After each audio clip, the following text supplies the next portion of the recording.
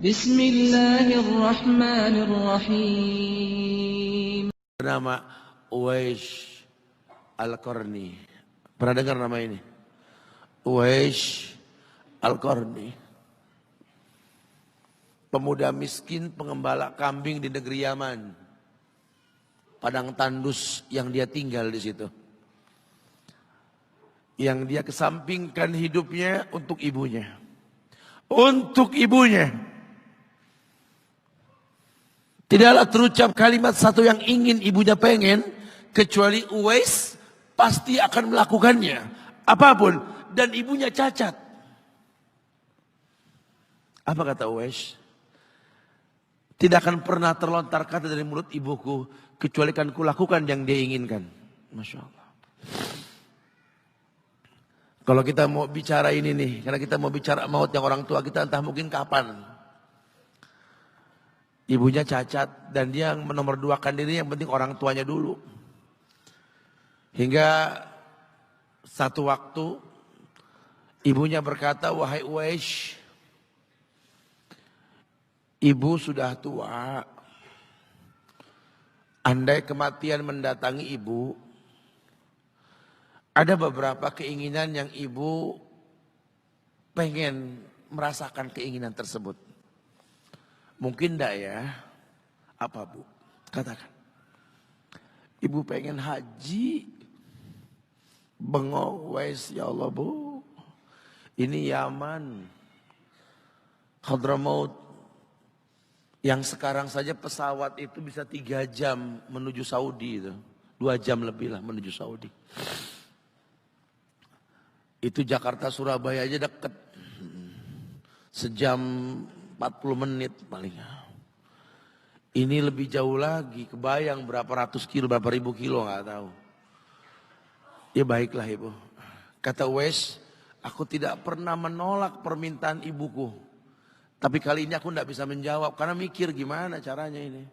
Ibunya cacat, tinggal jauh. Miskin pula dia. Apalagi dia seorang pemuda yang punya penyakit sopak. Ada tanda-tanda putih di bagian badan itu kayak pano besar gitu. Udahlah. Terserah gimana nantilah. Yang penting ini nomor 1 dalam hidup ini. Dia beli seekor anak sapi.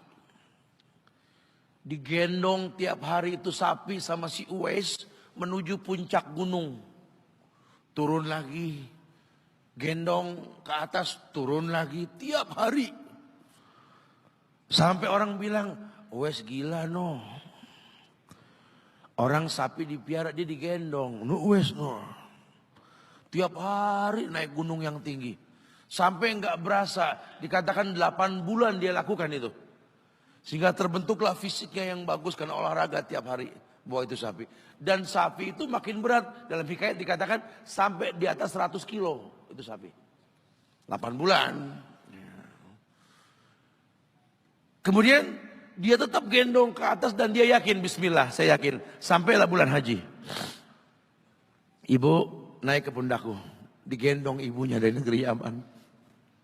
Subhanallah. Gak ada yang gak mungkin lihat. Dibawa ibunya ke Mekah. Bertawaf di Ka'bah. Dunia menyaksikan. Bahkan hikayat mengatakan. Dia sempat bertanya kepada sahabat Abdullah bin Umar. Aku telah menggendong ibuku dari negeri Yaman. Menuju Mekah. Bertawaf di Ka'bah ini. Sudahkah aku membayar jasa ibuku? Apa kata sahabat Abdullah bin Umar? Bahkan satu hentakan napas pun ketika melahirkanmu belum terbayar. Bahkan satu hentakan napas pun ketika melahirkanmu belum terbayar. Dia selesaikan tawafnya. Dia selesaikan tawafnya. Selesai tawaf, dibawa ibunya ke makom Ibrahim. Untuk sholat 2 rakaat. Selesai sholat diangkat tangan dia berdoa kepada Allah. Ya Allah, ampunkanlah ibuku ya Allah.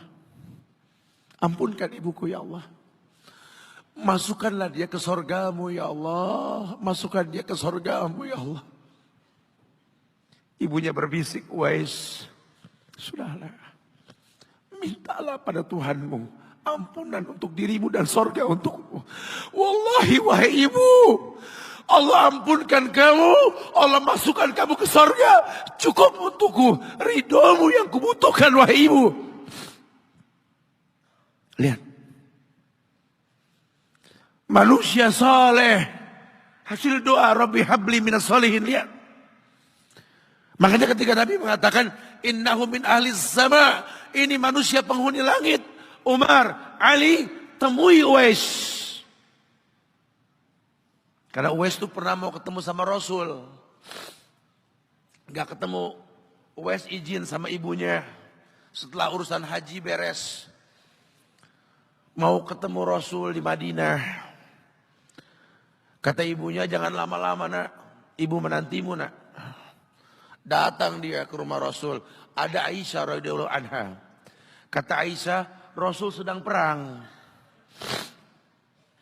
Susah kau temui dia. Kapan pulangnya Rasul? Mungkin beberapa hari atau mungkin saya tidak tahu. Sedih banget. Wah insya Allah. Pengen ketemu Rasul di zamannya gak ketemu. Kalau bukan karena ibunya yang berkata, kalau tak kau temui pulanglah ke ibumu.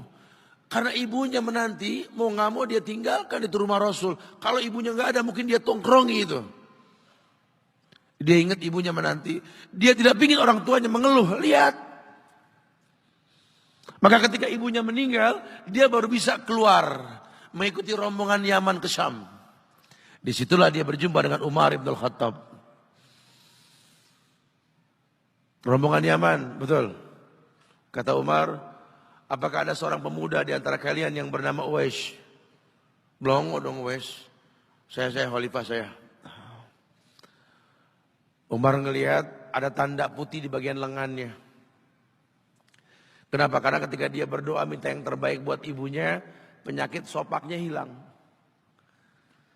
Allah sisakan di bagian lengannya putih sedikit. Itu sebagai tanda yang Rasul mengatakan cirinya anak muda ini punya tanda sopak di bagian tangannya. Masya Allah. Kamu Uwais, ya Rasul pernah kirim salam. Kamu tuh penghuni langit, jaga wahai lisan khalifah. Jangan orang ada yang tahu siapa saya. Mohonkan istighfar kepada Allah buat kami. Wahai khalifah, kau yang lebih layak untuk beristighfar untukku. Manusia biasa. Tidak. Rasul merekomendasikan kamu. Berdoalah pada Allah untuk kami baik. Setelah aku berdoa, anggaplah aku sudah tiada. Merendah. Manusia yang mengerti tercipta untuk beribadah. Lihat. Kalau Uwais mengangkat tangan ke langit, langit bergetar. Apalagi cuma pekerjaan. Apalagi cuma perusahaan kecil yang kita punya. Apalagi cuma usaha-usaha kerental-kerentil yang kita usahakan. Ya Allah, ambil semua hartaku, ambil ya Allah, ambil semua titipanmu ini, ambil ya Allah. Tapi tolong jangan ambil kasihku pada kedua orang tuaku, ya Allah, itu kebenaran. Apa artinya hidup tanpa ridho mereka? Sementara yang kita rasakan sekarang keributan antara anak dengan orang tua.